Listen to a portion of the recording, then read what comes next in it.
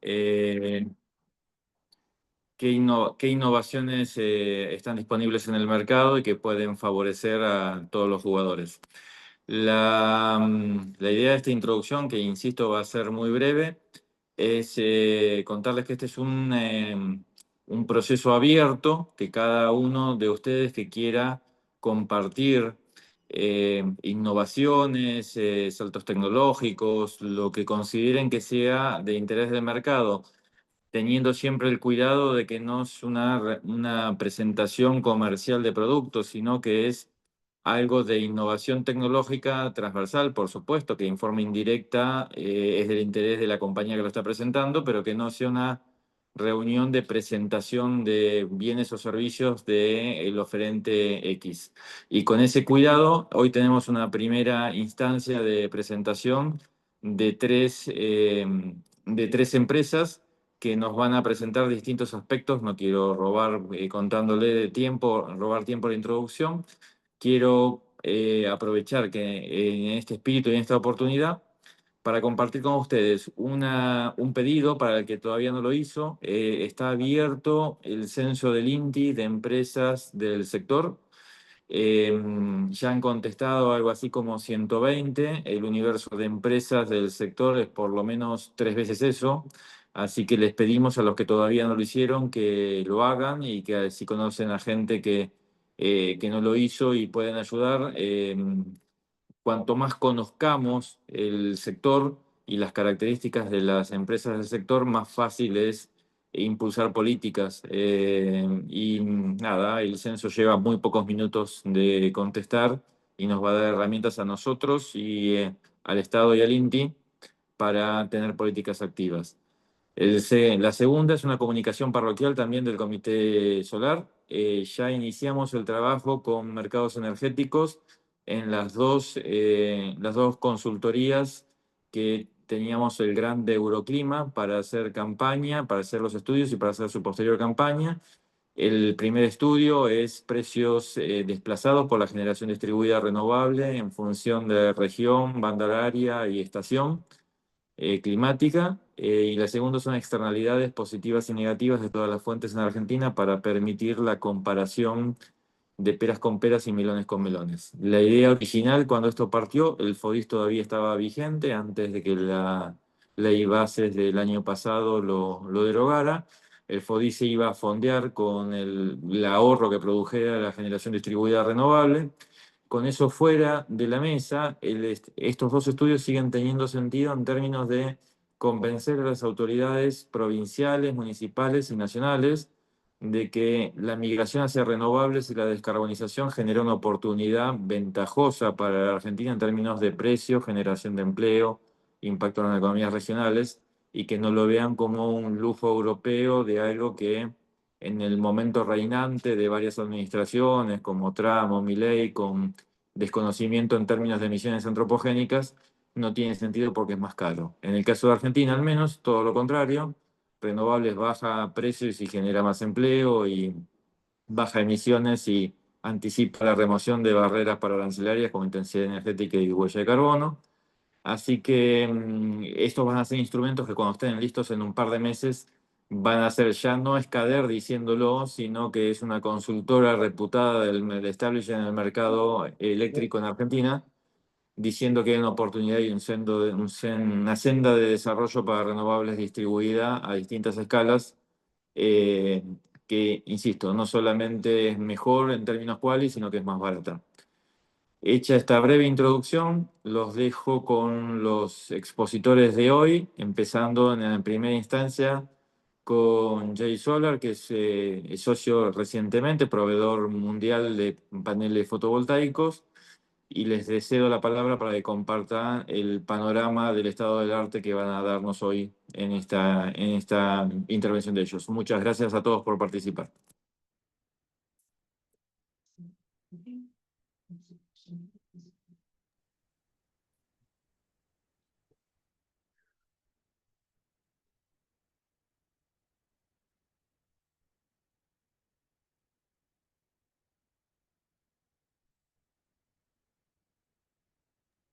Ok, bueno, gracias Marcelo.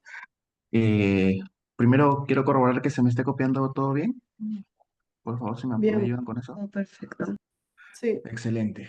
¿Qué tal? Bueno, gracias por la introducción, muy, muy interesante, la verdad. Eh, Les saluda Eric Melo, yo soy actual Technical Manager de JSolar, actual encargado de la parte técnica y de cualquier consulta técnica también conforme a los proyectos que tenemos en el cono sur de la TAM. Vamos a presentar una introducción en realidad muy rápida en cuanto a lo que es básicamente cómo ha evolucionado la tecnología, de acuerdo, empezando desde lo que es básicamente un módulo hasta lo que es un proyecto fotovoltaico y su aporte a nivel de regulación, a nivel de legislación, conforme a los incentivos y demás para promocionarlos. Bueno, este soy yo. Ahí les dejo igual de todas formas mi contacto, ¿no? Mi correo y mi número telefónico. Yo les saludo desde Perú, desde Lima, Perú. Esta pequeña presentación tiene básicamente tres subíndices, ¿no? Primero, como les comentaba, íbamos a hablar sobre los módulos y las celdas. Segundo, algunas consideraciones a nivel de etapa de diseño e ingeniería, que son muy importantes a nivel de definir pues un proyecto, porque todo proyecto de construcción requiere de una ingeniería definitiva y de alguna u otra forma desarrollada de la forma correcta para no tener problemas post-construcción, ¿no? O también post-OIM, que muchas veces es una de las etapas más olvidadas en los proyectos, pero con una ingeniería, una etapa de factibilidad desarrollada de forma correcta, pues mitigamos estos problemas a largo plazo, ¿no? Y por último, ¿qué estamos teniendo de forma de innovación tecnológica en el mercado de los módulos fotovoltaicos, ¿no? Empezando con la parte 1, o la primera parte, es importante mencionar que el módulo fotovoltaico como tal es un generador de corriente, no un generador de voltaje. Asimismo, los inversores actualmente son de la tecnología grid following, es decir, de alguna u otra forma no pueden aportar inercia a un sistema como si lo hace, por ejemplo, los grandes rotores de las centrales convencionales, ¿no? Esto ya está siendo estudiado a nivel de innovación tecnológica dentro de los fabricantes de los inversores, que son, digamos, la electrónica de potencia que quiere solucionar a través de la inercia sintética, a través de los modelamientos de las ecuaciones de swing, etcétera, darle una solución a este problema que se ha visto en países como, de repente, España, como Chile, ¿no? Eh, Cabe resaltar que el módulo fotovoltaico como tal no puede resolver este problema, ¿de acuerdo? No es un componente, un equipo de electrónica de potencia, es básicamente una unidad conversora de energía donde se capta la luz del sol y se convierte en electricidad útil en el que el electrón va en un solo sentido, desde el polo positivo al polo negativo, ¿no? Perdón, del polo negativo al polo positivo, donde se genera, les decía, la corriente en un solo sentido, o lo que conocemos como un circuito monofásico de corriente continua, ¿de acuerdo? Comentar también que los módulos o la tecnología fotovoltaica en realidad tiene diversos puntos de operación. De hecho, la generación de potencia, que finalmente se refleja en la generación de corriente de un módulo fotovoltaico, es proporcional a la cantidad de sol que está disponible en un intervalo de tiempo. Esto lo conocemos como irradiación, ¿de acuerdo? Dependiendo de la irradiancia o el valor de la irradiancia, dado en ese instante, el módulo se va a colocar dentro de algún punto de todas estas curvas, ¿no? Supongamos. Si actualmente tenemos 600 watts por metro cuadrado de radiancia, el módulo se puede colocar o puede operar dentro de cualquiera de estas líneas que conforman la curva de los 600 watts metro cuadrado, ¿no? Ahora, ¿dónde se posiciona? Básicamente, su punto de operación va a depender de la impedancia o carga, ¿de acuerdo? Y esto finalmente se repercute en el inversor, ¿no? El inversor, al tener una tecnología de multi-MPPT, o máxima o extracción de máximo punto de potencia, que básicamente se refiere a que el inversor se comporta como una carga y testea constantemente los valores de corriente y tensión a través de sus sensores internos, ¿no? Obtenemos el máximo producto de I por B, ¿no? Al tener el máximo producto de I por B, que es el mayor valor de potencia, ¿no? Porque estamos hablando de potencia monofásica en DC, el inversor ya sabe dónde posicionar al módulo fotovoltaico de manera instantánea y todo en tiempo real. ¿Ok? Y como les decía, cuando yo obtengo, entre comillas, más luz, que es algo que se dice muy coloquialmente, pero no necesariamente es cierto, porque nosotros aprovechamos el efecto o efectos electromagnéticos, ¿ok? Mientras más luz exista disponible, más fotones existan disponibles que se puedan captar por la celda fotovoltaica, más corriente puedo generar. Por eso decimos que la celda fotovoltaica o el módulo como tal es un generador de corriente, ¿no? Si nosotros vamos, por ejemplo, a cuánto incrementan los valores de tensión conforme a incrementa la irradiancia, se dan cuenta que son valores muy pequeños. Estamos hablando entre 2, 3, 4 voltios seguramente, ¿no? De operación. Y justamente eso es muy importante para entender cómo es que funciona la tecnología, ¿no? Asimismo, pues, los valores de tensión y corriente, en principio tensión, están muy afectados a nivel de temperatura. Muchas veces habrán escuchado seguramente que mientras más temperatura haya, mejor producción solar. Bueno, eso no es así, ¿no? Porque el módulo fotovoltaico finalmente es una máquina, ¿no? Entre comillas, y está sujeta al estrés mecánico, al estrés térmico. Mientras más temperatura exista en el sitio, es posible que su rendimiento se decaiga un poco más, ¿no? Como podemos ver aquí, ¿no? Mientras menos temperatura, por ejemplo, a 10 grados, tenemos un valor de tensión mucho más importante que si el módulo estuviera operando bajo 70 grados centígrados, ¿no? Evidentemente es un delta muy pequeño, pero ese delta muy pequeño se refleja en el valor de potencia final y por ende en el valor de energía útil que genera un parque a lo largo del tiempo, ¿no? Por esto es muy importante evaluar o realizar simulaciones hora a hora para que de alguna u otra forma podamos encontrar cuánto realmente es la generación de energía de un parque de manera real, ¿no? Sujeto a los diversos, a las diversas variaciones que existen de esta variable, como lo es la temperatura. Bueno, detallando un poco sobre cómo es que funciona o se interconecta un parque fotovoltaico on-grid, en este caso estamos viendo un on-grid, veremos también en la siguiente lámina un off-grid, eh, para que tengan formas de diferenciarlo. Básicamente yo los diferencio en tres tipos o tres diferencias muy importantes. Primero, que los sistemas on-grid se diseñan en base a la demanda, ¿de acuerdo? Los sistemas off-grid se diseñan en base a la energía. ¿Por qué? Porque básicamente un sistema on-grid es una fuente secundaria. La fuente primaria siempre va a ser la red eléctrica. Por ende, su principal aporte solo va a ser cuánta potencia genero y si en algún momento la carga tiene un déficit de potencia, pues eso lo va a jalar de la barra infinita o red eléctrica que todos conocemos. En un sistema FURIT es muy importante tener en cuenta cuánta energía vamos a consumir o vamos a despachar, porque de alguna u otra forma es la única fuente, es la fuente principal. Entonces, la carga nunca debe tener problemas a nivel de despacho de energía, porque podemos generar problemas a nivel eléctrico como sobretensiones, infratensiones, problemas de frecuencia, etcétera, ¿no? Que no son capaces de, digamos, soportar por un sistema mal diseñado, ¿no? Segundo, la tecnología on-grid actualmente es grid forming, perdón, grid following. Los inversores actualmente setean los valores de tensión y frecuencia de la red y por ende pueden despachar energía. En el caso de los sistemas off-grid son grid forming. Ellos son capaces de generar un sistema eléctrico en miniatura, ¿de acuerdo? Para poder de alguna u otra forma generar o poder inyectar energía hacia la carga, ¿no? Y tercero, aquí solo decirlo de esta forma, el equipamiento que de alguna u otra forma es más importante a nivel de un sistema on-grid son los inversores y los módulos. ¿Por qué? Porque estos son los actores que van a maximizar su producción a nivel de generación de energía.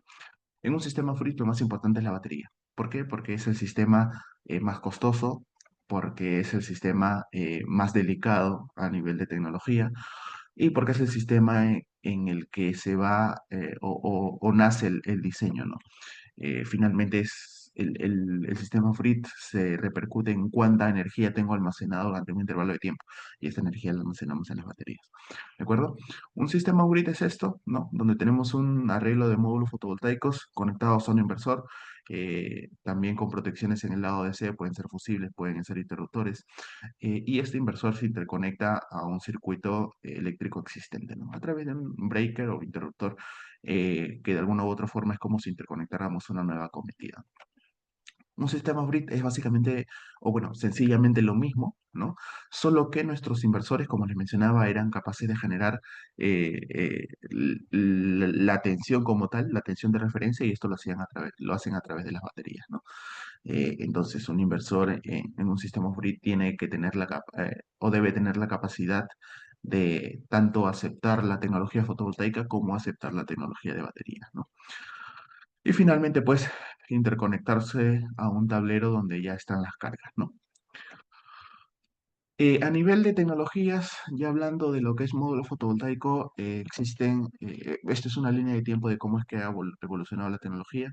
Seguramente muchos habrán escuchado, perdón, ahí en el 2015, 2016, seguramente, sobre la tecnología PER, con los módulos tipo P, ¿no? Policristalinos, eh, cuyas potencias rodaban o rondeaban los 300 vatios, 350, 450 vatios, ¿no?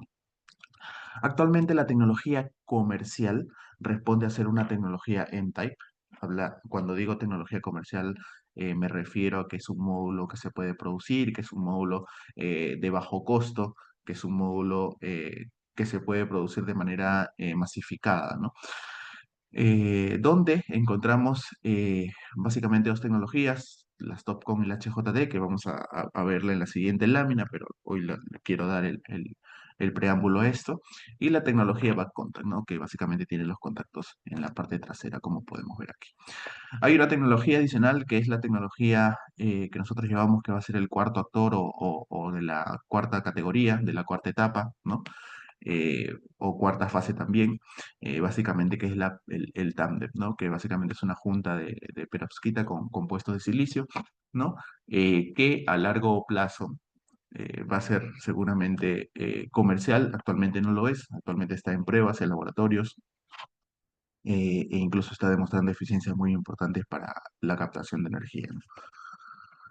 Eh, A nivel de la Topcom, como les decía, fue muy importante o es muy importante actualmente porque representa una evolución en cuanto a la eficiencia de la tecnología PERC. Saltamos desde los 17% hasta los 23,5, 24% de eficiencia a nivel de celdas, actualmente 26,5, en función a las condiciones estándar de testeo, ¿no? Que creo que ya todos conocemos. Esto pues se debe a básicamente el dopado negativo, ¿no? Básicamente a eso refieren type, que la celda se ha dopado o el sustrato se ha dopado de manera negativa, ¿no? Eh, la tecnología multibus-bar, que también representa ya no solamente una tecnología a nivel de celda, sino también a nivel a nivel de módulos fotovoltaicos, eh, y las demás optimizaciones como tienen que ver de repente las interconexiones internas del módulo, el encapsulado, el vidrio, que también es de alta tecnología, la tecnología bifacial, etcétera, ¿no? Y actualmente, pues, estamos hablando de que esa tecnología está alcanzando incluso hasta los 645 vatios en el módulo estándar, ¿no? Hay módulos con celdas M12, ¿no? Estamos hablando de las celdas M10, de las celdas M12 que están alcanzando hasta los 700, 720, 730 vatios en función a la potencia máxima en condiciones estándar de testeo, ¿no? Aquí es lo que les estaba comentando hace dos láminas, justamente la comparativa de tecnologías. Tandem es una tecnología, como les decía, no comercializable aún. De hecho, tiene valores de eficiencia muy altos que serán seguramente dentro de algún tiempo importantes de cara a la tecnología. Actualmente no lo son. Estamos hablando también de tecnologías que están compitiendo en el mercado, como la Back Contact, el SHJT, el SHJ, heterojunction, heterounión, etcétera, como deseen llamarlo. Tiene también una competencia con las Topcon, que es a nivel de eficiencia. De hecho, ambos están muy cerca. HJT a nivel de condiciones de laboratorio ha demostrado unos cuantos puntos a nivel de eficiencia, pero esto no lo ha demostrado a nivel de rendimiento real dentro de un parque fotovoltaico, ¿no? De hecho, hay diversos estudios en los que la tecnología HJT, de hecho, se ha degradado hasta el 8% dentro de los 3 años. Y recuerden que la garantía de un módulo a nivel de M-Type TOPCon, por ejemplo, es 0,4 lineal posterior al primer año, ¿no? Entonces estamos hablando de casi 0,4 por 3, 1,2% con la tecnología TOPCon versus 8% de la tecnología HJT. Entonces, ha sido un problema de la tecnología, ¿no? que no se ha podido solucionar y por ende eh, es posible que muchas fábricas de HJT cambien sus líneas a Topcon, ¿no? Que actualmente ha presentado buenos rendimientos. De hecho, encontrarán diversos estudios en la web o en sitios de investigación en los que la Topcon tiene altos rendimientos en zonas con baja irradiancia, alta irradiancia, baja temperatura, alta temperatura, y al hablar pues de la TAM, entendemos que el clima, el tiempo, etcétera, es muy variable, ¿no? Y esto es muy importante, ¿no? Eh, Actualmente la tecnología TOPCon tiene los valores de bifacialidad más altos en el mercado, estamos hablando incluso superior al 80 más menos 5%, con respecto a la Vaconta, por ejemplo, que tiene un 70 más menos 5%. Esto básicamente porque, bueno, tenemos mayor área disponible en la cara inferior, por ende, mayor captación de luz, ¿no? Asimismo, diversos casas de estudio, ¿no? Que se encargan de estudiar la evolución del mercado pronostican que hasta el 2028 la tecnología Topcom tenga alta, digamos, participación en el mercado mundial, ¿no? Superior a los 70%, ¿no? En cuanto a los retos, bueno, uno de los principales retos que, digamos, tienen las fábricas es básicamente el crecimiento importante que se tiene en la tecnología a nivel mundial. Solo para darles los siguientes datos, en los últimos 5 años, el crecimiento anual de las tecnologías superó los 20 gigawatts instalados, ¿no? Con un crecimiento anual incluso del 35%. Entonces, esto finalmente responde a diversos objetivos entre los principales, básicamente la descarbonización del mundo, ¿no? Que responde a objetivos, por ejemplo, del MDS 2030, ¿no? Y demás, ¿no? Y que en los próximos 6 años las tecnologías se esperan que superen los 150 gigawatts de manera instalada, ¿no? Que va a ser muy, muy importante de cara a nosotros como desarrolladores, como fabricantes, como EPCistas y todo aquel que está dentro de la charla, porque finalmente somos los quienes van a dar de alguna u otra forma la cara frente a los nuevos proyectos, ¿no? Entonces, es muy importante siempre capacitarnos, como lo estamos haciendo en este espacio, para estar listos ante esta, digamos, masificación de la tecnología, ¿no? Cosa que ya se está dando, porque la tecnología, he escuchado en otros países que suele ser muy, muy nueva, ¿no? Como por ejemplo en Ecuador se dice que la tecnología es muy nueva. Bueno, el mercado ecuatoriano es nuevo, la tecnología no lo es. Estamos hablando de grandes capacidades instaladas en países europeos como España, como Alemania, incluso el mismo Brasil, ¿no? En los que se demuestra que la tecnología no es nueva, incluso es más que confiable, ¿no? Y a eso iba, ¿no? De hecho, a nivel LATAM, la, diversas variables, como por ejemplo el alto interés de la política en el sector, y el sector privado en energías renovables, el alto recurso que tenemos a nivel LATAM, que es muy importante. De hecho, en LATAM, en la zona peruana, en la ciudad de Arequipa y Moquegua, tenemos los valores de radiación más importantes a nivel mundial. Y la caída importante que ha tenido el precio de los módulos fotovoltaicos que finalmente representan entre un 40 y un 60% de participación porcentual en los proyectos en el CAPEX. Esto hace que pues, los proyectos tengan una caída de significación a nivel de costo muy importante, ¿no?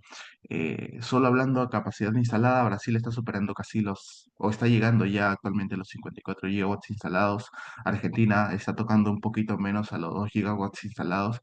Y bueno, Perú, que es un país donde también se está invirtiendo mucho, estamos ya llegando casi al gigawatt, porque a inicios del 2025 se empezaría la construcción de uno de los grandes, de los más grandes parques que va a tener Perú, ¿no? Y bueno, esto es básicamente cómo es que está la capacidad instalada de cada uno de los países que conforman el continente americano, ¿no? Evidentemente hay desafíos, hay retos que tenemos que superar como tecnología, como legislación, como regulación, que básicamente se van a resolver en conjunto. No lo resuelve el fabricante, no lo resuelve el EPC, no lo resuelve el desarrollador, no lo resuelve el político, lo resuelven todos en conjunto. Y no se trata de resolver algo nuevo, se trata de seguir los modelos de países que son líderes o que han tenido éxito en la tecnología, como por ejemplo el caso de Chile, ¿no? Me sentaba a discutir hace poco con algunos encargados del Ministerio de Energía de Perú y me decían, ya, pero ¿cómo resolvemos esto, no? Bueno, Chile ya lo resolvió, ¿por qué no hacemos un modelo similar? Entonces, a lo que voy es que la tecnología ya tuvo, al ser una tecnología que ya ha tenido años de track record, ya se le ha presentado problemas a ciertos países que han de alguna u otra forma priorizado o permitido su instalación, su implementación en el corto plazo. Entonces, ya se les han presentado los problemas y han podido resolverlas. Claro que con errores internos seguramente, pero de alguna u otra forma ya tenemos esa base, ese know-how para poder resolverlo dentro de nuestras regiones, dentro de nuestros países, así como lo está haciendo seguramente Argentina, ¿no? Eh, bueno, Argentina evidentemente espera más crecimiento, espera una transición energética que ha sido impulsada incluso por el programa Mater, ¿no? Que tiene que ver básicamente con los usuarios de gran capacidad que superan los 300 kilowatts y permiten, digamos de alguna u otra forma, tener un contrato de generación de energía renovable con las grandes generadoras, ¿no? Esto, pues, de alguna u otra forma impulsa la transición energética. eh, eh, digamos, justa y de alguna u otra forma descentralizada, ¿no? Asimismo, la electrificación en zonas rurales y minerías, donde digamos, la infraestructura eléctrica suele ser muy costosa, implementar las torres para llegar hasta una subestación de alguna minera que está muy aislada está ubicada a mucha altura o zonas de difícil acceso, es mucho más costoso incluso que incorporarle un sistema fotovoltaico híbrido, de repente con algún grupo electrógeno o un grupo a gas, ¿no? Suele ser mucho más costoso. Si lo vemos a nivel de costos, generar energía solar en un sistema híbrido suele rondar los $80 el megawatt hora y si lo hacemos con una red puede llegar hasta los $180, $200 el megawatt hora y si estamos hablando solamente de generarlo con grupos electrógenos, estamos hablando incluso de los 350 $400 el megawatt hora, ¿no? Entonces ahí es donde se genera, digamos, entre comillas, el ahorro y finalmente la necesidad, ¿no? Y bueno, finalmente también son sistemas cuya infraestructura eléctrica es robusta, es fuerte, por ende podemos aceptar la integración de más tecnologías, como lo es, por ejemplo, la tecnología de almacenamiento o baterías, ¿no? Desafíos, como en todo país, en realidad, eh, barreras regulatorias, la falta de infraestructura de transmisión, que seguramente ya se cuenta con un plan, y la necesidad de financiamiento competitivo en la moneda local, ¿no? Ya para ir culminando, ¿qué consideraciones son esenciales para aquellos diseñadores que se encuentran dentro de esta charla? Límite de peso es uno de los problemas para los sistemas o que se van a montar en un techo, ¿no? Sabemos que muchos de los techos en los que queremos incorporar una planta solar básicamente solo son cubiertas, no están pensados para soportar carga muerta, ¿de acuerdo? Estamos hablando de casi 15 kilogramos, 20 kilogramos por cada metro cuadrado a nivel de carga específica. Esto ya ha sido resuelto, de hecho, a nivel de fabricantes estamos estandarizando las dimensiones y por ende los pesos de los módulos, ¿no? La generación de energía, cada vez tenemos módulos más eficientes, ¿de acuerdo? Tanto a nivel de eficiencia CTC, a nivel de rendimiento, lo que se repercute pues en una confiabilidad, ¿no? Esto lo podemos ver a nivel de empresa, a nivel de producto, de hecho muchos rankings pueden de alguna u otra forma ver la fiabilidad bancable del tipo de empresa, ¿no? Y el mantenimiento diario, que de alguna u otra forma no es particularmente, creo yo, y lo he evaluado en muchos proyectos, no es algo en lo que debería optimizar si hay un gasto en mantenimiento, que es tanto, debería ser tanto, porque finalmente es un proyecto de generación y queremos cuidar de alguna u otra forma la generación de energía, ¿no? No escatimar en los mantenimientos ni operación, porque podemos repercutir en disminuir la generación de energía y por ende en el modelo económico financiero a largo plazo, ¿no? Asimismo, las diversas condiciones a las que está sujeta la TAM, como por ejemplo el alto granizo, la alta irradiancia, el polvo, ¿no? La suciedad, como muchos lo conocen, las sedimentaciones, la fauna misma, la fauna natural que sedimenta el excremento pues, sobre los módulos, ¿no? Y demás que de alguna u otra forma ya han sido pensadas, ¿ok? Han sido pensadas, están testeadas, existe el estándar, la normativa que las regula, como la CSC, por ejemplo, donde nos indican una serie de pruebas de laboratorio a las que debe estar sujeta el módulo, que son pruebas muy exigentes, muy estrictas, como por ejemplo incorporarles un calor húmedo, ¿no? O la prueba del damp heat, ¿no? Que básicamente incorporarle 1000, 2000 ciclos en un intercambio de temperatura desde los -80 hasta los más 120, 150 grados centígrados al módulo fotovoltaico, ¿no? Y evaluar su rendimiento a largo plazo para poder garantizar la fiabilidad del mismo, ¿no? Y por último, bueno, he escuchado por ahí también que las plantas solares usan área útil. Sí, es verdad. Y que en algún momento nos vamos a quedar sin terreno. Bueno, eso no creo que pase así, ¿no? Pero en caso de que suceda, la tecnología ya está respondiendo a instalar plantas sobre no tierra firme. Estamos hablando de los sistemas offshore, alejados de la costa, ¿no? Básicamente instalados sobre los océanos, también en algunos lagos o represas de las centrales hidroeléctricas que están incursionando mucho en esto, ¿no? Al tener el agua estancada, por ende, tienen energía estancada, ¿no? Y de alguna u otra forma se pueden incorporar a los sistemas fotovoltaicos. Aquí se puede presentar hasta, digamos, dos tipos diferentes. Los sistemas flotantes, básicamente, que son aquellos que van a estar muy en contacto con las mareas, ¿no? Por ende va a haber una variación en las estructuras y por ende en los módulos fotovoltaicos, eso debe ser estudiado. El contacto también de manera directa de las aguas con la tecnología, lo que conlleva que tengan de repente un marco de un material plástico y no un material metálico para evitar problemas de cortocircuito, etcétera, porque sabemos que el agua es un conductor natural de electricidad, ¿no? Y finalmente los sistemas sobre pilotes, que básicamente son para, digamos, estaciones, tal cual se pueden ver en la imagen de la izquierda, ¿no? Y bueno, esa es actualmente la tecnología. Estamos en una competencia importante a nivel de los líderes entre Topcon y Backcontact. HJT que está saliendo un poco de la figura, pero es importante mencionarla también y evaluar no solo a nivel de producto, fábricas como la nuestra, sino también evaluar cuánto es el rendimiento o ahorro en CAPEX, ahorro en operación de mantenimiento, que finalmente puede tener un producto, lo que haría no solamente rentable el mismo, sino también rentable el proyecto de nuestros clientes finales, ¿no? Y ese básicamente conmigo. eh, no sé si por allí hubiera alguna consulta o algún aporte adicional. Muchísimas gracias, Eric, por la exposición. La verdad que es súper interesante conocer la tecnología y las innovaciones. Fue muy clara toda la exposición. Y aprender esto también de otros países, lecciones aprendidas y generar las buenas prácticas en el país. Así que muchas gracias por eso. Voy a aprovechar este paso de presentación para avisarle a la audiencia que la sesión está siendo grabada, que después la vamos a compartir, que también las presentaciones se van a compartir y que vamos a dejar al final de la actividad un espacio para preguntas. Si tenemos tiempo las respondemos. Y si no, también nos la pueden enviar para poder derivarlo a los respectivos oradores en el caso de que nos quedemos sin tiempo, pero vamos a tratar de poder despejarlos. Si les parece, entonces vamos a pasar a la siguiente presentación. Está a cargo de Multisolar, también otra empresa referente en el mercado y socia de la Cámara. Ellos nos van a hablar sobre lo que es gestión inteligente de almacenamiento energético con inteligencia artificial. Así que sin más preámbulos les doy la palabra y muchas gracias. Gracias, Florencia. Confírmeme, por favor, si se ve si se ve bien la presentación. Sí, ya la vemos. Bien. Bueno, gracias a la CADER por la organización de este tipo de eventos y gracias por la invitación también para participar.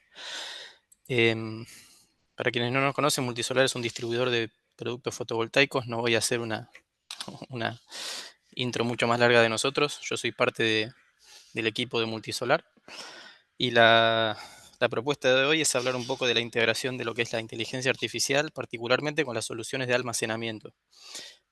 Imagino que más de uno cuando escucha inteligencia artificial se toca los bolsillos, porque ya últimamente es muy frecuente escuchar que se puede integrar la inteligencia artificial con todo.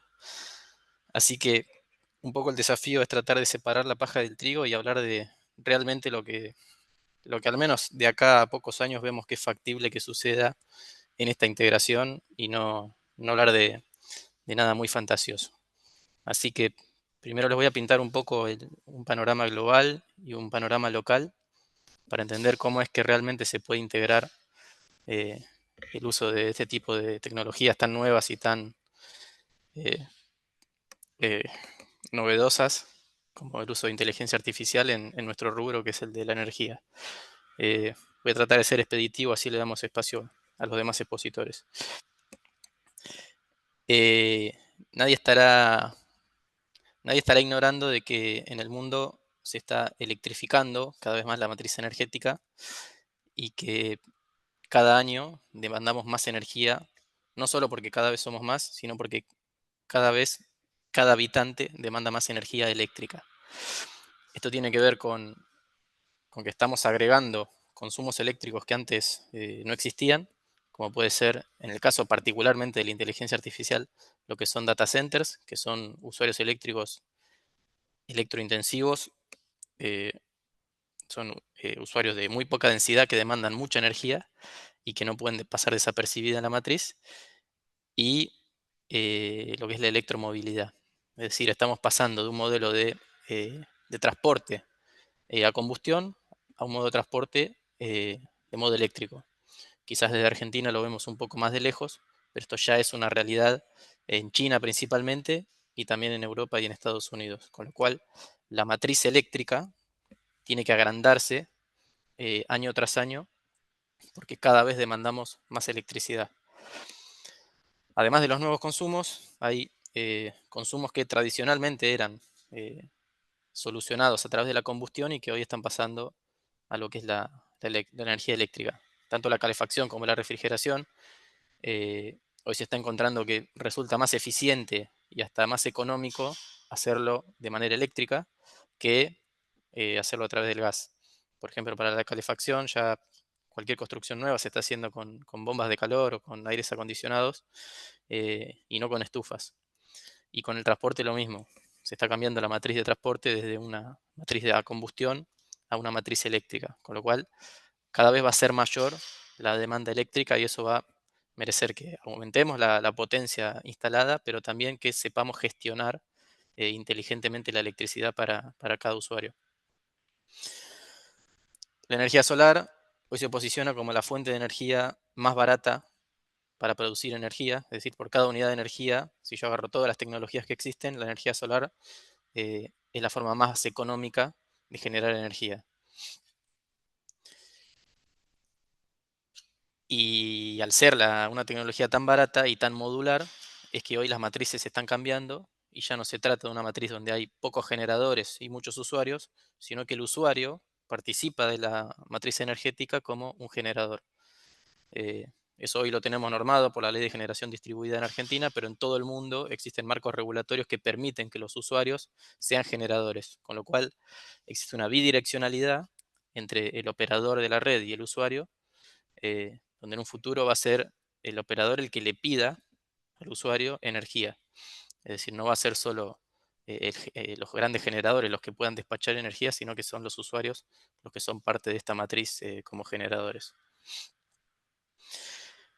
En lo que es propiamente el precio de las tecnologías, recién lo comentó Eric, hubo un desplome fenomenal en el precio de los paneles y lo mismo está sucediendo con las baterías propiamente de litio, que son hoy el estándar tecnológico para lo que es el almacenamiento de energía a nivel mundial.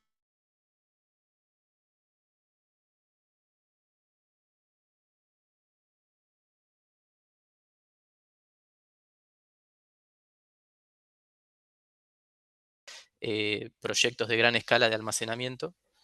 Y para el que es parte de este rubro, sobre todo los que vienen ya hace varios años trabajando, habrán visto que cambió drásticamente lo que es una propuesta económica para un sistema residencial que quizás quiere baterías para respaldo. Antes solo podía acceder cierta gente con ciertos ingresos y hoy es un poco más democrático el acceso a las baterías. Principalmente porque fue arrastrado por la producción en masa de autos eléctricos, que son el driver hoy de la demanda de baterías. Entonces, el gran desarrollo de la electromovilidad hizo posible que se investigara y se produjeran en masa baterías que hoy nos sirven a nosotros en nuestro rubro, porque son más baratas y permiten que podamos ofrecer más sistemas energéticos para nuestros usuarios. Como les decía, la baja de precios de baterías se impulsó en el muy corto plazo, es decir, estamos hablando de 5 años para acá, una producción y capacidad instalada en baterías que no tiene precedentes y que va a ser mucho mayor en los años que vienen. Entonces, estamos en un momento de inflexión respecto a lo que es los sistemas de almacenamiento, en el cual ya no va a ser solo techos llenos de paneles, sino que esos paneles seguramente van a integrarse con baterías, con lo cual eh, las soluciones fotovoltaicas no van a ser únicamente de ahorro a través del sistema on-grid, sino que además van a ser fuertemente respaldadas con baterías. A nivel local, para quienes siguen atentos las noticias energéticas, sabrán que se licitó hace poco por parte de Denorio de Sur un sistema de almacenamiento a gran escala, donde se solicitaron 500 megas de potencia y se licitaron 1347, como bien dice acá la nota. Es decir, ya estamos viendo que en el sector, a nivel de matriz, a nivel de la propia red de distribución, ya se están incorporando soluciones de almacenamiento. Esta noticia está en desarrollo, pero esperamos que una vez que se abran los sobres y se vean las ofertas, uno espera que prosperen estas propuestas técnicas y que realmente se pueda integrar las soluciones de almacenamiento en la matriz, que nos aseguran o nos prometen que vamos a tener una matriz un poco más flexible y sobre todo más confiable cuando tenemos picos de demanda, ¿no? Entonces, a nivel local, ya estamos viendo en la matriz energética la incorporación de soluciones de almacenamiento de gran escala. Y a nivel, si quieren, más micro, para los que sigan el crecimiento de la generación distribuida, esto no es una novedad, pero cada año nosotros tenemos al menos el doble de usuarios generadores que el año pasado. Y vuelvo a reforzar el tema del usuario como generador y como participante activo de la matriz. A medida que esta proporción crece, ya son más los usuarios que a nivel pequeño, a nivel micro, pueden aportarle energía a la matriz eléctrica, eventualmente haciendo que el peso de los generadores, de los grandes generadores, sea cada vez menor. Entonces, todo este preámbulo que estoy haciendo es para mostrar la importancia que tiene la integración inteligente entre lo que sería el operador de red y cada usuario pequeño, que con su sistema de almacenamiento, por chico que sea, puede aportar mucho respaldo al sistema. Y como estarán siguiendo también, si bien esto aún no tiene mucho avance, estamos atravesando un momento político donde se está intentando o se quiere tener un mercado eléctrico más desregulado. Entre todas las cosas que implica la desregulación, uno de los puntos que son comunes en los mercados más desregulados de energía es que el usuario paga un precio de la energía dependiendo del horario, ya sea un usuario residencial, comercial o industrial. Acá en Argentina nosotros tenemos segmentos horarios que solo lo pagan los usuarios industriales, ¿no? Que son el segmento resto, valle y pico. Pero incluso teniendo esos segmentos, la diferencia de precio es muy poca, con lo cual hoy no tiene el usuario un incentivo para elegir cuándo consumir energía. Lo que están viendo acá son precios, lo que llaman precios spot de España, precios en euros por kilowatt hora, dependiendo de la hora en la que yo compro energía. Entonces, fíjense que pueden tener diferencias hasta del doble entre la medianoche y las 7 y 8 de la tarde, que son los horarios de mayor demanda en casi todo el mundo. Lo cual eso hace que el comportamiento del usuario tenga que adaptarse a distintas señales de precio. Entonces, en un mercado más desregulado, puede llegar a pasar en Argentina, veremos qué tan lejos llega la desregulación, que los precios de la energía ya obedezcan a precios horarios y a señales de precios muy instantáneas, ¿no? Así que pinto este panorama porque es probable que con la desregulación vengan este tipo de nuevas tarifas o nuevas formas de comprar energía para los usuarios. Entonces, hablando de baterías, es importante entender que las baterías funcionan más que como un respaldo energético ante un corte de luz.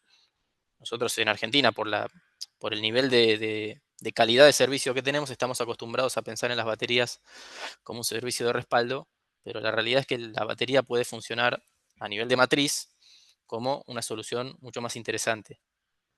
Primero porque permiten desplazar la demanda energética, es decir, que yo puedo, por ejemplo, acumular energía durante el mediodía, que es cuando yo tengo, por ejemplo, mucha radiación solar, y usar esa energía almacenada en el momento pico de demanda, que en Argentina y en casi todos los países es a la tarde, a las 6, 7 de la tarde, cuando el usuario residencial llega a su casa y empieza a consumir energía desde su casa. Entonces, a nivel de matriz, un buen banco de baterías a nivel nacional puede significar que acumulemos energía durante el día y la usemos cuando tenemos muchos usuarios demandando eh, en el momento pico. Entonces, la batería sirve para desplazar la demanda energética tratando de equilibrar esa fuerte demanda durante la tarde hacia días donde no hay hacia momentos del día donde no hay tanta demanda. Es un buen complemento de la energía solar y de la eólica porque se trata de energías intermitentes que no pueden dar potencia firme, como decía bien Eric. Entonces es un buen complemento para lugares donde tenemos buen recurso natural, ya sea solar y eólico, y además necesito tener una provisión constante de energía. Entonces sirve como un buen complemento de estas tecnologías que son intermitentes. Y además, insisto, tienen un rol activo en la matriz energética en el sentido que pueden entrar y salir dependiendo de lo que necesite esa red eléctrica en el momento de altas demandas. Entonces, insisto, no quiero pintar acá en ninguna fantasía que sea difícil de creer. Lo que quiero contarles es qué es lo que puede aportar hoy la inteligencia artificial a lo que es la gestión de la energía y obviamente también del uso de las baterías, tanto a nivel de matriz eléctrica como nivel residencial. Entonces, sabrán que una red eléctrica es un complejo muy grande de administrar y difícil de administrar, que lo hace una empresa operadora. Hoy en Argentina lo hace Camesa, en otros países lo hacen empresas privadas, pero en definitiva hay alguien que está mirando todo el tiempo variables y parámetros en vivo de una red eléctrica para entender cuál es la demanda en tiempo real para dar una oferta de energía que sea simultánea, no que sea igual. Hay una regla de oro en la que la demanda tiene que ser compensada por la oferta en la misma medida. Entonces, eso implica que haya siempre plantas generadoras que tienen que entrar y salir. Entonces, el operador tiene que estar viendo en tiempo real muchas señales para entender cómo está consumiendo energía su matriz. Y obviamente la inteligencia artificial, como en tantas cosas, sirve como un analista de mucho volumen de información para aportar la información al operador de red. Entonces, yo lo imagino, y ya se está pensando en todo el mundo, a la inteligencia artificial como un soporte del operador de red, para que pueda aportar desde toda la información que puede leer, un análisis en tiempo real que le ayude a tomar decisiones al operador de red. Y una buena decisión para un operador de red siempre implica ahorrar combustible y tener una matriz más estable. Entonces, la intervención de la inteligencia artificial tiene que servir para gestionar más inteligentemente una matriz energética y que eso implique que la matriz sea mejor utilizada. Sabemos de la habilidad predictora de la inteligencia artificial y en ese sentido puede una inteligencia artificial predecir, ya sea a nivel meteorológico o por eventos sociales, como puede ser recitales o fenómenos masivos, los picos de demanda. Entonces, un operador que tiene una buena predicción va a saber cómo responder ante altos picos de demanda. Eso es lo que puede llegar a aportar la inteligencia artificial.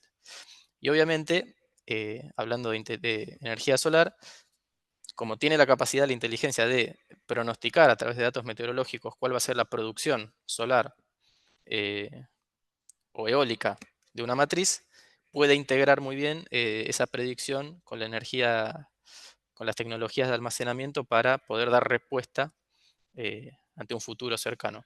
Entonces, en resumen, un buen sistema de operación de operación de una matriz eléctrica integrada con inteligencia artificial debería tener más herramientas para hacer que la matriz sea más eficiente y poder administrar la red que ya existe. Hoy ya sabemos que nuestra red eléctrica está colmatada y que sabemos que tenemos un cuello de botella a nivel de transporte. Mientras más inteligentemente administramos la demanda y la oferta, vamos a poder usar lo que ya tenemos en existencia, sin necesidad de ampliarla, aunque eventualmente va a ser necesario, ¿no? Pero se trata de eso, de usar más inteligentemente la matriz que tenemos. Y a nivel residencial, nosotros estamos viendo desde nuestros proveedores y desde la tecnología que siempre consultamos, que ya las soluciones híbridas, que para quien no sabe, una solución híbrida es aquella que combina la inteligencia solar con almacenamiento y es capaz de interactuar con la red eléctrica. Estamos viendo que ya hay soluciones que vienen integradas con inteligencia artificial que son capaces de responder ante señales meteorológicas o económicas para cargar y descargar la batería. Entonces, para quienes ya conocen cómo funcionan los sistemas híbridos, hoy saben que pueden configurar de una manera manual, decirle al sistema, de tal hora a tal hora quiero que compres energía, o de tal hora a tal hora quiero que la vendas. Esta nueva propuesta de sistemas integrados con inteligencia artificial van a pasar a ser dinámicas, con lo cual ya no voy a tener una configuración tan esquemática, sino que va a ser el propio sistema el que va a analizar las señales del mercado, si tuviésemos una tarifa variable, como les conté antes, o señales meteorológicas, para saber cuándo tomar energía de la red, cuándo venderla, eh, de una manera mucho más dinámica e inteligente que le sirva al usuario para amortizar mejor ese sistema también.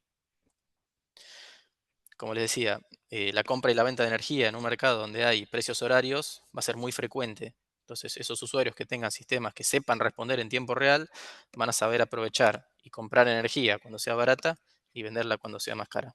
Hoy con el marco normativo eso no se puede hacer, pero eventualmente podemos tener un marco normativo diferente que nos permita este tipo de ajustes en tiempo real. Una vez más, los sistemas de inteligencia artificial pueden predecir y se pueden adaptar no solo a las condiciones externas, sino a las condiciones internas del usuario. Y en ese sentido, muchos de los fabricantes ya están ofreciendo sistemas que se integran con la electrónica de la casa. Entonces, un sistema que antes pensábamos como un sistema que solo entrega y recibe energía, ahora es capaz de comandar y darle instrucciones al resto de los dispositivos de la casa para indicarles cuál es el mejor momento para usar la energía o no, ya sea para la iluminación, un lavarropas, un cargador de auto para los que tengan cargadores de auto o cualquier electrodoméstico. Ya se están proponiendo y estamos viendo que los fabricantes ofrecen soluciones donde se puede integrar ese sistema con, si ustedes quieren, cada toma corriente que yo tengo en la casa. Entonces, en síntesis, la integración de la inteligencia artificial con los sistemas de almacenamiento, sistemas fotovoltaicos, yo creo que va a venir más por el lado desde la eficiencia en el uso y esta modalidad de compra y venta que puede generar que el sistema sea aún más económico, ¿no? Porque uno va a recuperar la inversión en menos tiempo. Así que de eso se trata un poco el aporte que tiene que hacer la inteligencia artificial en este sentido. Y obviamente a nadie se le escapará que estos nuevos servicios de inteligencia artificial son grandes usuarios electrointensivos de energía.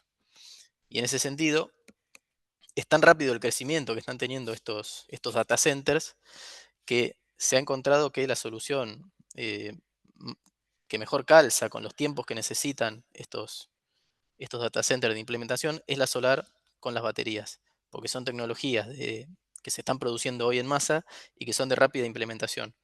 Entonces, ya muchos de los data centers nuevos que se están construyendo están siendo provistos de energía exclusivamente por solar y baterías. Justamente porque hoy en el mundo hay mayores tiempos de entrega en otro tipo de tecnologías y además, porque insisto una vez más, la solar es la forma más económica de generar energía a nivel mundial. Así que eso fue un poco el panorama de lo que es hoy la integración de la inteligencia artificial eh, con las soluciones de energía fotovoltaicas y también de almacenamiento. Bueno, muchísimas gracias, Juan. Súper interesante la charla y qué importante poder integrar este tipo de tecnologías e innovaciones para el almacenamiento y optimizar así el uso, como bien dijiste recién. Vamos a ir con la última presentación del día de hoy, repitiendo que después de las tres charlas vamos a dar un espacio para las preguntas, así que vayan, las pueden ir escribiendo en el chat o las pueden ir tomando nota ustedes y al final de la charla las hacemos. Voy a dar pie a la última presentación que está a cargo de On Networking, otra empresa del sector solar. Ellos también son miembros de comisión directiva de CADER, socios de CADER, por supuesto. Nos van a estar hablando sobre la luminaria solar fotovoltaica autónoma, eficiencia y autonomía para zonas industriales. Así que les cedo la palabra, bienvenidos y muchas gracias. Hola Flor, bueno, buenos días a todos los presentes. Gracias a Eric y a Juan por las presentaciones. Bueno, y siguiendo en línea con, con lo que hablaron, vamos a presentar. Ustedes me dicen si se ve ok. Se está cargando por ahora. Ahí Ahí se ve la... estás. Ahí estoy, vamos a modo presentación. Ahí está. Bueno. Bueno, perfecto. Nosotros, yo soy Martín Dapelo, junto con Gustavo Roldán, somos los socios de On Networking y vamos a charlar de lo que son las luminarias solares autónomas, o sea, siguiendo un poco la línea de lo que fue el avance de la tecnología en los paneles y en las baterías, como mencionaba Juan recién.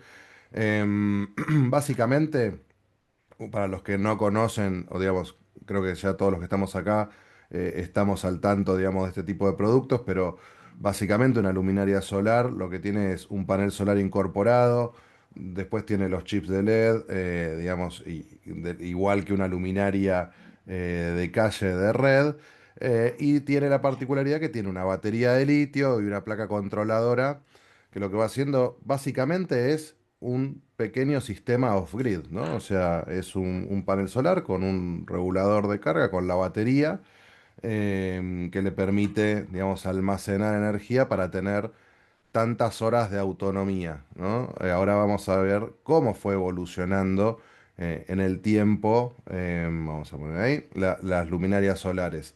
A ver, básicamente... acá tenemos tres componentes que fueron evolucionando. Como bien decía Eric, la eficiencia de los paneles, la baja en costos, como mencionaba Juan, la baja en costo de las baterías, también el avance de lo que fueron las baterías de litio.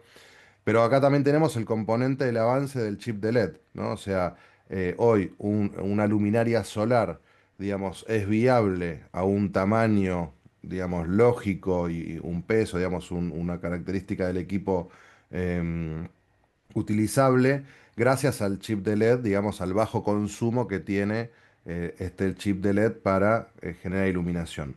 Los primeros LED, que son de los años 90, eran los LED digamos, de colores, y a partir, digamos, de 2011 en adelante se alcanza, digamos, como el inicio del LED de máxima eficiencia, y bueno, después fueron apareciendo distintas variables. Como pueden ver en la evolución de estos equipos, o sea, primero eran una pequeña instalación off-grid, digamos, era un panel solar y que con una batería, una batería de ácido, de gel, de ciclo profundo, que alimentaba lámparas en aquellos momentos de bajo consumo y que eso, si bien la lámpara de bajo consumo, obviamente con una incandescente duraba muy poco. Flor, fíjate que hay algún micrófono abierto. Entonces, la autonomía era muy baja, o sea, con suerte llegaban a una noche en los inicios. A medida de que las baterías de litio fueron avanzando, la eficiencia del panel también fue aumentando, la tecnología también que se fue aplicando a los controladores, porque hoy la tecnología de los controladores tienen distintos sistemas que van alimentando a los chips de LED con micropulsos, también identifican, digamos, la cantidad de horas de autonomía que le va quedando y la misma luminaria se va regulando. Entonces hoy se llega a autonomías de 7, se dice 7 noches o 7 días nublados o 7 días sin sol, lo cual es muchísimo, ¿no? Digamos, tenemos que pensar en algún lugar a donde vamos a instalar un equipo para iluminación que tiene que estar lloviendo 7 días seguidos para decir, bueno, al séptimo o octavo día tal vez no, la luminaria no encienda. Siempre cuando también se hace el análisis o la comparación contra una luminaria de red, ¿no? Uno dice, pero ¿y si llueve qué pasa? Y bueno, a veces también ante una tormenta se corta todo el suministro eléctrico y también nos quedamos sin luz en distintos lugares.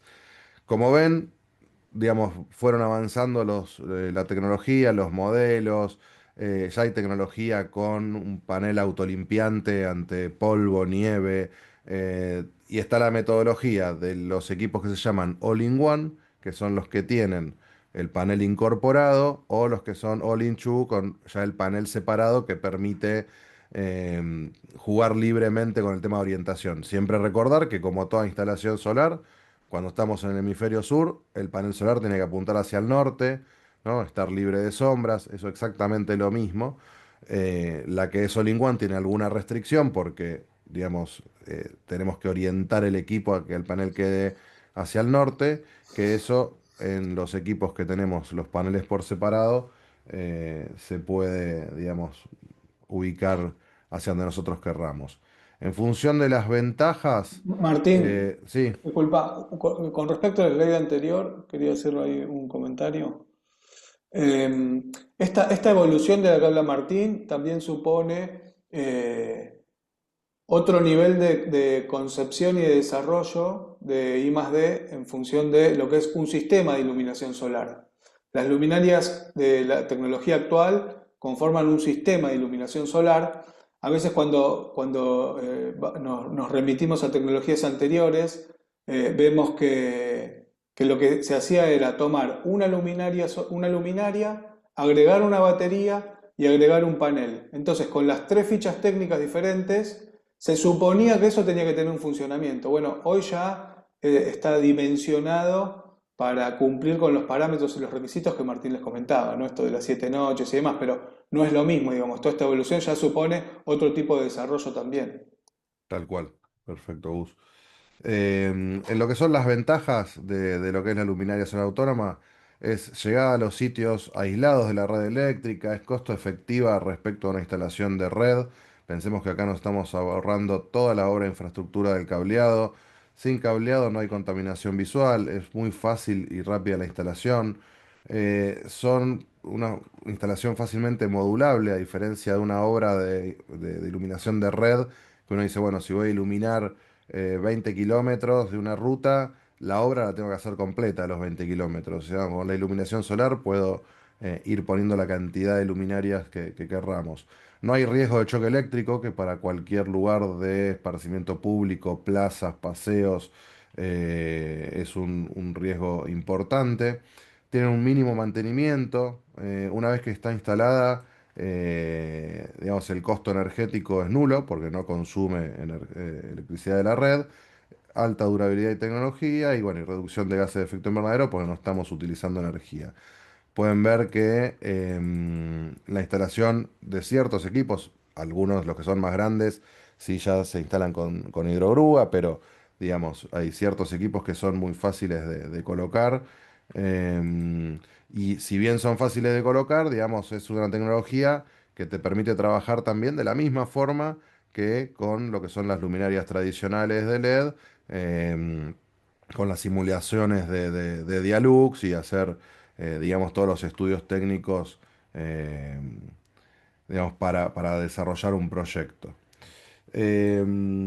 También tienen conectividad y telegestión, digamos, viene la opción, estos equipos, de tener conectividad y telegestión. Y un concepto muy importante que en alguna de las charlas que hemos participado en distintos lugares y regiones de Latinoamérica sobre iluminación, nosotros estamos acostumbrados a iluminar los espacios públicos por seguridad y en lugares que, digamos, que a veces no hay nadie, ¿no? O sea, entonces, pero en muchos lugares del mundo, por ejemplo, los parques, las plazas, se utiliza la telegestión y con sensores de movimiento, que está conectado también a lo que son cámaras de seguridad, que la iluminación se dimeriza y se mantiene a un mínimo nivel de iluminación y que se enciende cuando hay movimiento, cuando hay personas en el lugar, ¿no? A veces uno pasa por distintos lugares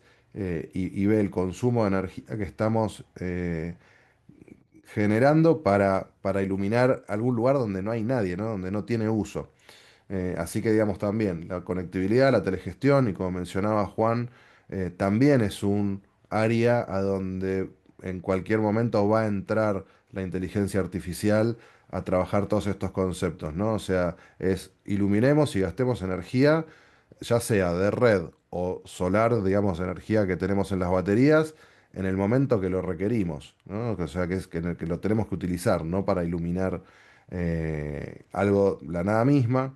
También la iluminación pública, hay distintos estudios que afecta a los ecosistemas, ¿no? O sea, de cuando iluminamos parques o lugares públicos.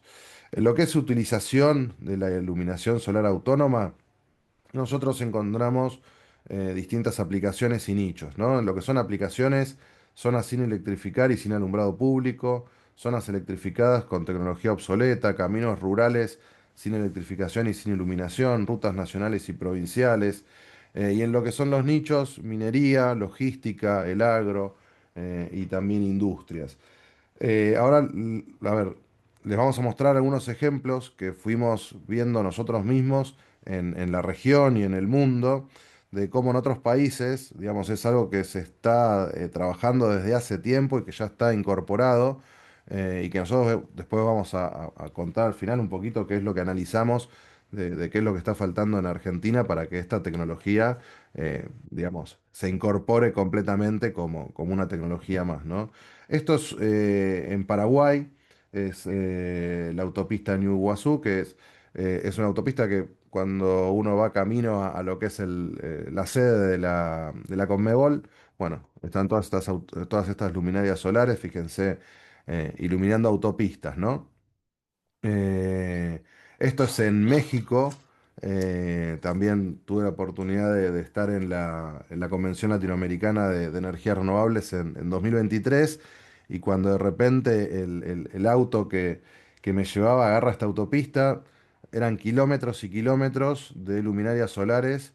em, digamos, en la autopista y esto forma parte de un tramo de lo que es la Panamericana, ¿no?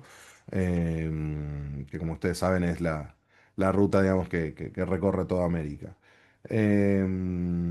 También esta autopista en México, la autopista Veracruz. Esto es en Egipto, en Sharm el Sheikh, cuando fuimos a la cumbre climática, a la conferencia de las partes, ahí en Egipto, lleno de luminarias solares, o sea, esta ciudad estaba completamente llena de luminarias solares. Con lo cual, digamos, son lugares que tienen el recurso, digamos, como nosotros en nuestro país, es una de las, como mencionaban Eric y Juan, una de las regiones con mayor nivel de irradiación a nivel mundial, con lo cual tenemos el recurso, tenemos una extensión de país y una cantidad de miles de kilómetros de caminos rurales y distintos lugares donde se pueden aplicar. Mostrarles ahora algunos casos cuando hablamos de los nichos, de dónde se están aplicando.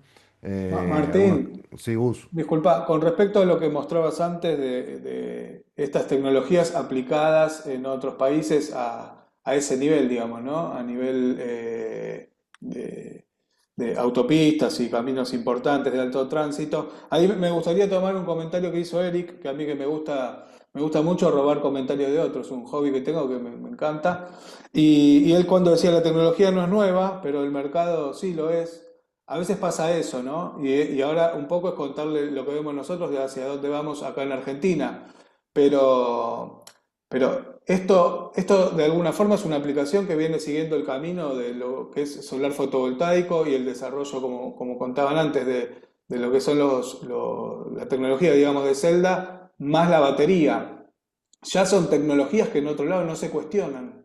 Hoy, en esa evolución tecnológica que les contaba Martín, hay equipos que son híbridos también, ¿no? En el sentido de que son enchufables, digamos, a la red. Son eléctricos y Y autónomos. solar, sí. Claro.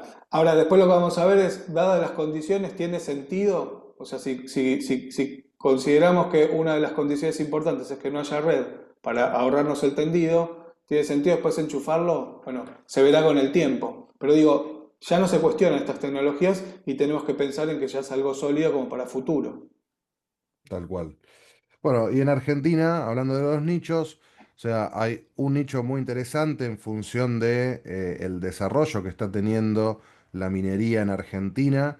También en esa convención de México hubo una presentación de Euroclima que indicaban que la transición energética global no es viable sin el desarrollo de la minería de Latinoamérica, en especial de Argentina, ¿no? O sea, los metales esenciales para la transición se encuentran en nuestro país, bueno, y el potencial de desarrollo minero es impresionante, con lo cual son zonas que están aisladas, que por lo general o tienen generación con grupos, como mencionaba Juan, perdón, Eric, el costo de generación para una minera, en este caso rondaba más de casi $370 el megawatt hora, ¿no? Lo que es el costo de transportar el combustible, almacenarlo, con lo cual todo lo que sea ahorro de combustible y en este caso ahorro de cableado, de que los equipos se pueden ir movilizando,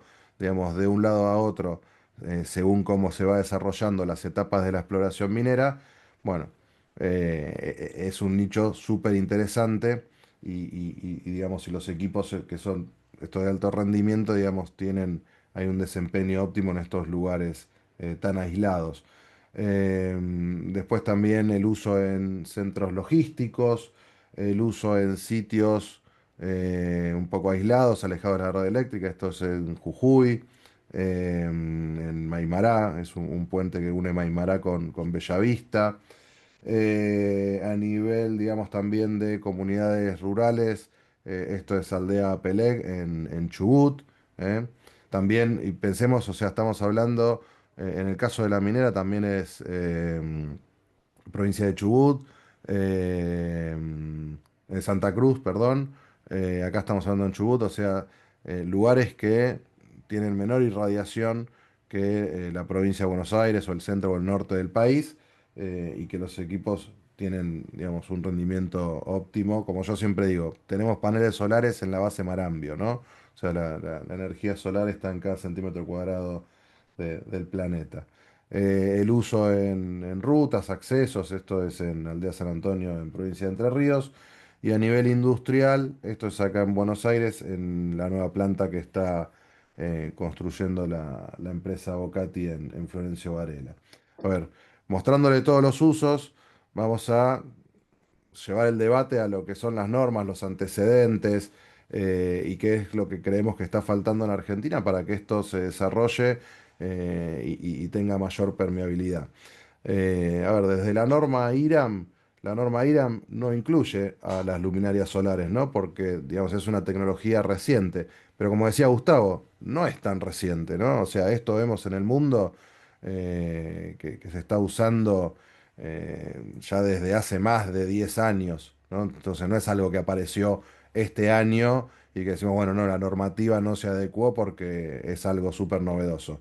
Esta tecnología les diría que tiene más de 10 años, entre más o menos 15 años, con lo cual necesitamos, digamos, que la normativa se vaya adaptando con rapidez a medida que van avanzando todas estas soluciones. La norma IRAM para iluminación pública y iluminación de calles, lo que nos indica como objeto es que te dice, bueno, el alumbrado de la calle tiene el objeto de facilitar a los participantes del tránsito el reconocimiento de la superficie de la calzada, sus límites, los obstáculos, accesos, cruces, objetos móviles, ¿no? Ahora, obviamente, después te indica que por los motivos económicos no es posible en la noche iluminar del mismo modo que uno tiene la visión total diurna. Y bueno, y después tiene unas tablas de clasificación de la cantidad de lúmenes promedio que tiene que tener una calzada, si es una autopista, si es una avenida, si es una calle, si tiene mucho tránsito. Y ahí, digamos, empieza el debate. Hace algunos años, la potencia de las luminarias solares tal vez no llegaba a cumplir el mismo, el rango de lúmenes que indicaba la normativa. Hoy sí, hoy ya hay equipos que lo cumplen, pero ahí el debate es si tenemos miles y miles de caminos rurales, de kilómetros de caminos rurales, a donde es inviable que llegue la red, porque pensemos que a veces hay que hacer 200, 300 o 400 kilómetros de tendido de red para llegar a iluminar algún acceso o algún pueblo. Pensemos que tenemos 100 pueblos aislados del SADI, o sea que tienen autogeneración con grupos, o sea, ahí no llega la red eléctrica, lo que es iluminar todas esas cercanías. Eh, y lo que se encuentra, digamos, lo que nos encontramos en su momento, en la discusión con Vialidad, es como decir, no, bueno, si no cumple exactamente los lúmenes, no es viable para desarrollar en Argentina. Entonces ahí es donde se tendría que trabajar en actualizar la normativa, en tener distintos ensayos de los productos y valorar, digamos, la utilización en un lugar donde es 100% inviable que en algún momento llegue la red eléctrica. Y después la discusión también es no ir de un extremo al otro, ¿no? También en los antecedentes hay un proyecto de ley de Julio Cobos que se presentó en 2016, donde el proyecto de ley decía, bueno, que se instalen luminarias solares en toda la iluminación pública y que había un plan de recambio que, bueno, que no mayor a 10 años, toda la iluminación pública tenía que ser solar o eólica, por lo que podía significar el ahorro para el país, ¿no? O sea, bueno, Argentina posee un parque público de 4 millones de luminarias que representan entre el 4 y el 5% del consumo energético nacional. Entonces, para nosotros también esto no sería correcto, ¿no? Gus, vos querías hacer algún Sí, no, ahí comentario digamos, con sobre respecto a esto. estos dos últimos slides, en un punto es, en el anterior es cuando a veces, bueno, todo lo que estamos acá en un sector que está, digamos, en constante crecimiento y que es dinámico, sufrimos esto de siempre ir corriendo detrás de la normativa, ¿no? Pero digo, a veces cuando la normativa pierde sentido, porque cuando entras en alguna discusión, en el slide anterior que Martín marcaba, esto de que en definitiva hay una cuestión. Andate al otro slide, el anterior. Sí, Cuando eso que está en negrita que dice el alumbrado de calles tiene por objeto facilitar a los participantes, ¿no? En definitiva, el objeto es algo cualitativo, es como decir, ¿mejora o no mejora con iluminación para eliminar el riesgo? Después hay una parte cuantitativa, que son los cuadros que están ahí a la derecha, ¿no? De qué manera voy a cumplir con eso. Ahora, a veces la discusión te lleva a que, bueno, como no cumple con eso, entonces, pero es inviable llevar la iluminación eléctrica, entonces prefiero no iluminarlo. Y cuando uno mira datos, por ejemplo, Luchemos por la Vida, que es una asociación civil que persigue, digamos, tiene datos actualizados de accidentes, mueren 8.000 personas por año, digamos, en accidentes de tránsito, en casi 3.000 accidentes anuales.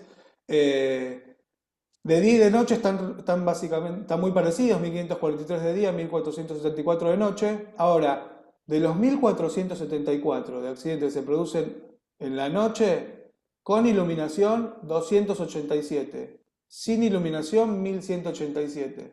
Entonces, cuando a veces la normativa como que se escapa un poco del sentido común, ¿no? A veces es la única opción. Y después eso que también decía Martín, esto bueno, reemplacemos todo, es algo que también nos pasa a veces con Solar en algún proyecto, cuando uno dice, bueno, ahora que me quiero independizar de la red, y a veces no es eso. Nosotros el mensaje que queremos dar con esto es como decir, tengámoslo en cuenta como tecnología ya sólida. A los que no conocen, digamos, bueno, hoy existe esta tecnología para poder trabajarla como una unidad de negocio más en lo que es solar fotovoltaico. Para los que lo conocen y conocieron como las primeras generaciones, démosle una nueva oportunidad. Y a mí me gusta hablar de dadas las condiciones, ¿no? En el pasado era una combinación de múltiples variables, de aspectos técnicos, económicos y normativos, la normativa siempre detrás. Era muy poco asequible, digamos, por costo, porque tenía poco desarrollo, menos eficiencia, y a veces en lo técnico no cumplía. Bueno, hoy ya, y como lo vimos ahí en las autopistas que marcaba, en cuanto a lo técnico, y me vuelvo a lo que decía Eric, digamos, las tecnologías ya están, hoy hay tecnología a medida de iluminación solar para resolver cualquier necesidad. Y lo económico y lo normativo, bueno, lo normativo a trabajar, lo económico también depende un poco de la mano del diseñador, ¿no? Pero sepamos que técnicamente tenemos una solución cuyo resultado es muy similar al resultado que consigo con equipos de red, ¿no? Entonces ahí ver si existe o no cercanía, si existe infraestructura de red o si no existe. Pero bueno, ahí cuando digo, dadas las condiciones y la mano del diseñador, nosotros también podemos hacer que baje el costo en función de lo lejos que está de la red eléctrica, si es un entorno aislado, si es un entorno no iluminado, si carece de infraestructura. Bueno, si se dan esas condiciones, entonces es un elemento muy competitivo eh, aplicación inmediata. Así que bueno, es una tecnología sólida, confiable,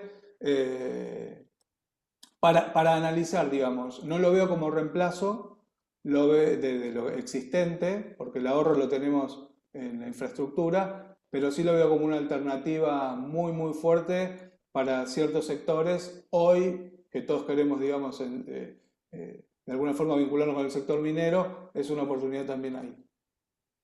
Yo quería agregar, así como mencionaba Juan, sobre el tema de hacia dónde va el mundo, que en el residencial el uso de baterías, inteligencia artificial y todo esto, lo importante de poder acomodar la normativa o exigir que la normativa adopte y acepte todos estos avances tecnológicos, porque si vamos en el caso de las instalaciones fotovoltaicas, residenciales, seguimos con el problema de la provincia de Buenos Aires, de los dos medidores, que en ese contexto no es viable colocar un sistema, digamos, con almacenamiento, con conmutación automática.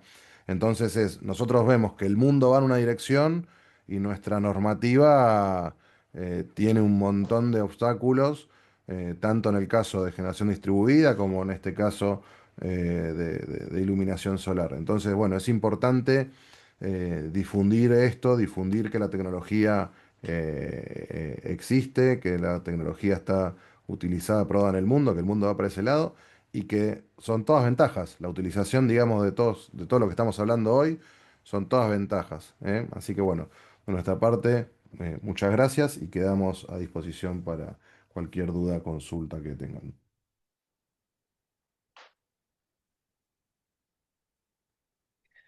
Bueno, muchísimas gracias Martín y Gustavo también por la excelente presentación.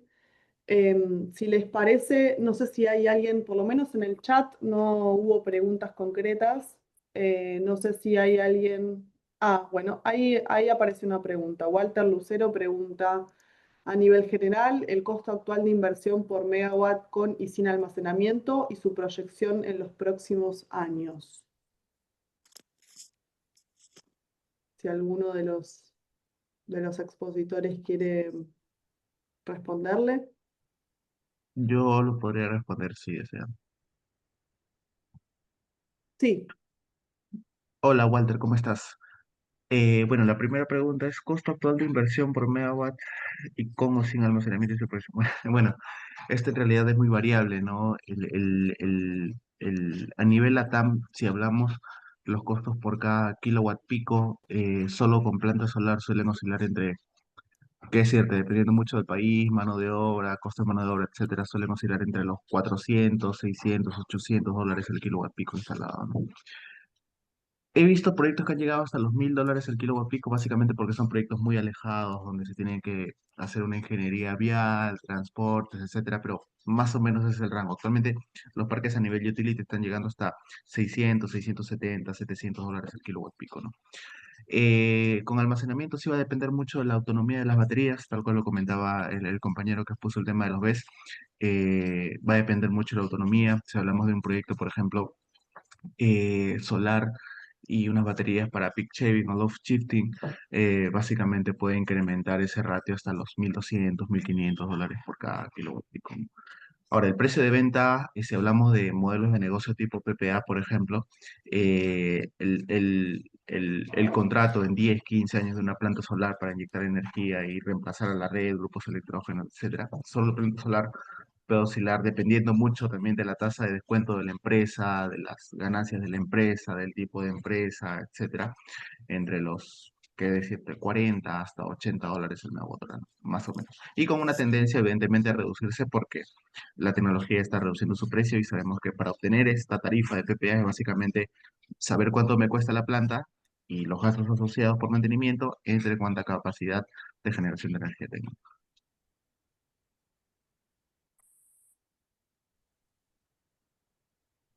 Perfecto, muchísimas gracias, Eric, por la respuesta. Tenemos una pregunta para Martín. Dice, con respecto a las luminarias All-in-One, ¿notaste mucha variedad de potencias en todas las luminarias instaladas que viste? Me imagino que una autopista serán cerca de 150 watts y tal vez en la industria menor potencia. Sí, a ver, te hago en el exterior, en los países que mostramos, todos los equipos que están en autopistas, todos son equipos, digamos, de alta potencia. En las que son las luminarias solares, se miden en los lúmenes, no en watts, digamos, de consumo, sino en lúmenes. Y depende de las especificaciones. Hoy tenés equipos de 15.000 lúmenes, 12.000 lúmenes para lo que son así rutas, accesos, autopistas. Después, para uso industrial pueden ser de menor potencia, de 10.000, de 8.000, pero por eso es importante trabajar desde el diseño de un proyecto y aplicar bien la solución. Siempre con la tecnología se corre el riesgo de que sin conocimiento y sin estudiar, digamos, cómo funciona la tecnología, se quiera aplicar una solución con un producto que no corresponde. Entonces, eso también es un problema, que es una mirada hacia adentro que nos tenemos que hacer como participantes del mercado todos, ¿no? O sea, no querer ir a iluminar una ruta con un equipo de 4.000 lúmenes, porque obviamente que no va a cumplir, digamos, ni su función ni la expectativa. Así que es importante justamente todo esto que hacemos y todo lo que promovemos desde la Cámara es profesionalizar siempre el sector, difundir, digamos, las buenas prácticas y que se trabaje, digamos, con las reglas del buen arte para que los proyectos sean exitosos. Totalmente. Muchas gracias, Martín. Hay otra pregunta en el chat para Juan sobre el nuevo llamado a licitación de renovables. Entiendo que es el de Alma GBA que Sí. mencionaste en la presentación. No, lo que comenté es que se licitaron 500 megas de almacenamiento y se licitaron 1.340 y algo. Si buscas en distintos portales, lo buscas como Alma GBA. Esa fue la licitación para la red de distribución de Denorio de Sur. Exactamente. Y los detalles de la licitación están también en la página de Camesa, ¿no? Sí, claro. Así que se puede encontrar ahí. Gracias, Juan. No sé si hay alguien más que tenga otra pregunta, si la quiere escribir o mismo activar el micrófono sin problema.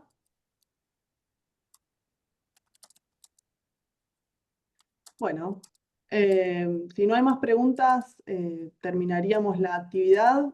No quiero dejar de agradecer a Jay Solar, a Multisolar y a Don Networking por el gran trabajo, el resumen, cumplieron además con los tiempos, fue muy técnica la exposición, que era lo que se buscaba. Poder mostrar este tema de innovaciones, de tecnología, de aplicaciones concretas en Argentina. Hablaron de las oportunidades, hablaron de los desafíos, que muchas veces no tiene que ver solo con la tecnología, sino también con la coyuntura o las regulaciones, las provincias. Así que nada, muchísimas gracias a Eric, muchísimas gracias a Juan, muchísimas gracias a Martín y a Gustavo por sus exposiciones. Y bueno, y este será el primero de otros encuentros. La idea es poder, dentro de los socios de CADER, que expongan sobre temas de interés para el sector, temas de buenas prácticas, así que los invitamos también a los que no forman parte de CADER o no nos conocían a encontrarnos en nuestras redes, en nuestra página web, que conozcan a todas las empresas asociadas. Y que bueno, que esta es una de las formas de poder difundir las tecnologías y repito, buenas prácticas. Así que bueno, muchísimas gracias a todos y nos encontraremos en una próxima actividad. Chao, gracias. Gracias, cuídense. Chao. Chao, gracias. Chao, hasta luego.